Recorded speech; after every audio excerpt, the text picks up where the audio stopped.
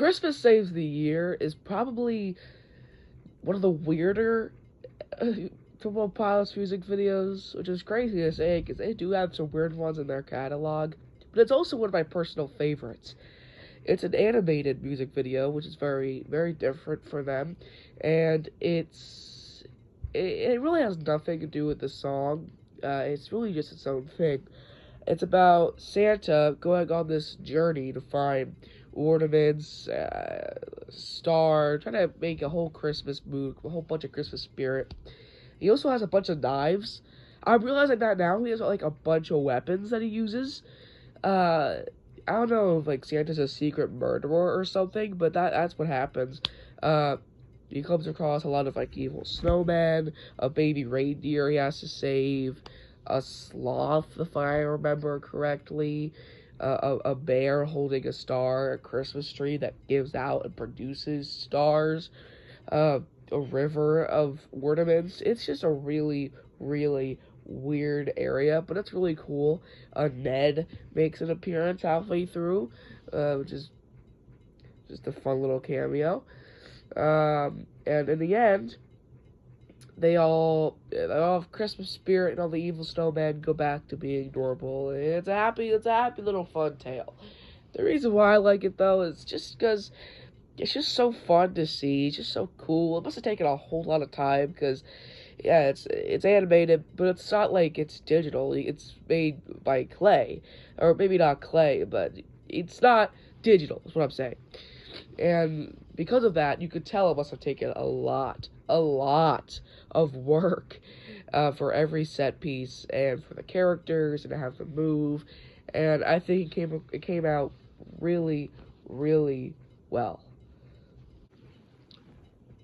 Ode to Sleep's music video is such a cool concept with an even better execution, in my opinion. It really goes to show, it really pinpoints 21 Pilots' growth throughout the years. And I don't even mean from like 2009 to 2025 now, I guess. But just for 3 years, this video takes place over the course of 2011 when 21 Pilots was just doing small shows with 12 people, and then it ends with a clip from a 12,000 people concert they did for the Vessel tour. And it was just, it's just so cool to see. It really is. Yeah.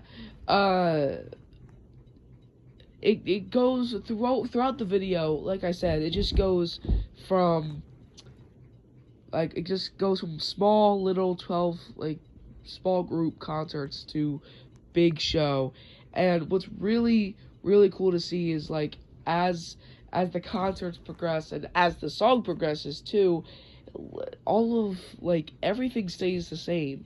I mean, they're still singing the same way. Tyler's still doing the weird thing where he moves his legs and flails around like a inflatable guy at a car dealership. They're still wearing suits. I mean, Josh is wearing a gorilla suit, but whatever. And my favorite part is at the end of it when all of his fans were singing along too, and it quickly, although it evolves from old to new, it quickly goes back to the old and ends like that to kind of signify, although 21 Pilots has grown so much, they still haven't changed, and they're still the same band they've always have been. And I think that concept going to a song like Ode to Sleep works perfectly. Stressed Out. 21 Pilots' most iconic music video by far, although that's not really saying much, considering it's their most iconic song, but whatever. This video consists of Tyler Joseph just kinda acted like a little kid, for real. Like, he's riding around on his bicycle, he's messing with Josh, they're drinking Capri Suns, but it goes with the song. I mean, they're doing the handshake thing and everything, but it goes with the song, so, it makes sense. Yeah, concept-wise. Also, I can't remember if the hat that Tyler Joseph is wearing, the famous Hot Topic ass red hat that Tyler Joseph was famous for during the Blurryface era, if it started in this video or not, but I'm pretty sure it was, but I'm not 100% sure, so I don't know. Don't quote me on that. And I wish that was it. I wish that was a whole video, but it's not, because then we get to the bridge after they, like, perform this course in Josh's house, when they go over to Tyler's house, and there's a third guy there, too. I can't remember if that's, like, their producer or one of Tyler's friends, whatever. I don't remember. I don't care either, to be honest with you. But once we get to the bridge, and it's basically, this is the weirdest part, Josh and Tyler are in, like, a completely white room, and then they're all sitting in, like, a bed. They're both sitting on, like, 2 separate beds, and Tyler and Josh's family, they all just, like, crowd around him, and they sing the bridge to him, and then it's, like, a weird cinematic part where, like, the sisters, fathers, mothers, and brothers are all, like, they're just doing a weird photo thing. I don't really get it. It's definitely the weirdest part of the whole video, in my opinion. But then, you know, the outro, the outro, we get, like, the weird blurry face eyes, and I never really got the whole blurry face thing, in the song, but whatever. Pretty good video. I think it's held up a little bit. Definitely better than some other blurry face videos, but still a pretty weird one. Nico the Niners, so cool. The production value on this music video is just so good. Definitely one of the coolest ones to look at, visual-wise.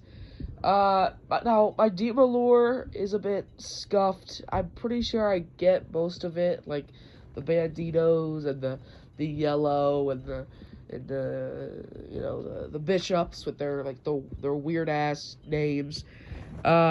But that you don't really, even if you don't know the lore, you don't need it to understand how cool of a music video this is. Basically, the 9 bishops all get together, they do their bishop thing, they do the ritual, right? And then meanwhile, Tyler's in the other room, he's, like, trying to suit up, grabs his yellow, you know, roses, or whatever the flower that is, and then suits up, he tries to escape with Josh, the Bandito, who that was never one part I actually understood. Is Josh just a deity or something? I don't get that part. But he joins the Banditos. They go to, like, this weird, like, underground place. They strap Tyler up. They do the whole song, and the bishops, they notice it. They try to find him, but by the time they figure it out, poof, they're already out of there. So that's what that is. They brought the handshake back, the same one, I'm assuming. I don't know the handshake, but I'm assuming. All in all, just really, really cool, really good, really just amazing visuals. In fact, it wasn't the first trance music video, but being one of the first trance music videos is just, so cool. And Jumpsuit was really good. It was a really good video as well, but Jumpsuit just did not have just as much layers as this music video did, and just the complete craziness and chaotic beauty that this music video has.